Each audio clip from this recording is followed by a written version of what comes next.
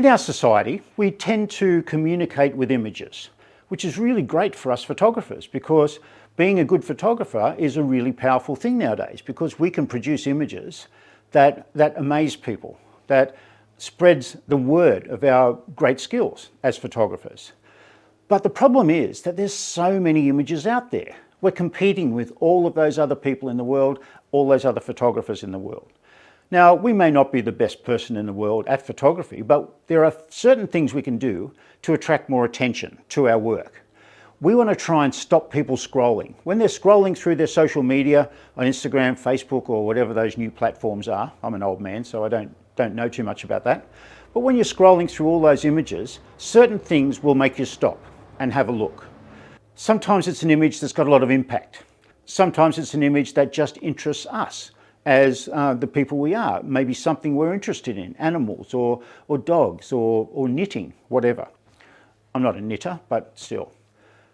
So if we can learn how to stop that scroll, then we can get so much more value out of our social media and spread the word of our skills to a wider audience. So the sad thing is that subtle images tend not to stop people scrolling very much. You can be an amazing photographer and shoot these beautiful, moody, subtle styles of image, but they just don't grab people when they're scrolling through all of those images.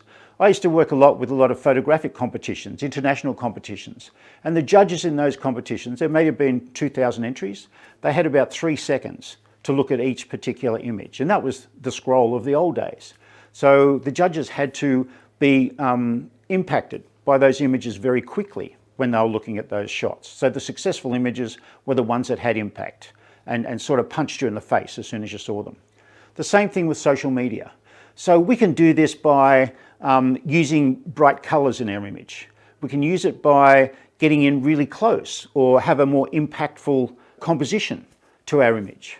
We can do it by including people in our image because our brains tend to prefer looking at shots of people rather than anything else.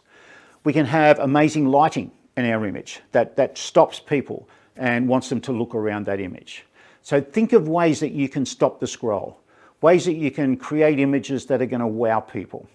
You don't have to have all of your images like that, but just a few so that people take note of you, take note of your name, maybe explore on your website or on your Facebook page a little bit more because they've been interested in the work that you're doing. So it's just a short video, this one, to try and help you to create more impact in your images. Think about ways that you can grab people's attention. If you come up with a good way, then use it over and over and over again. There's no reason why you have to create a whole new species of photography every time somebody notices your image.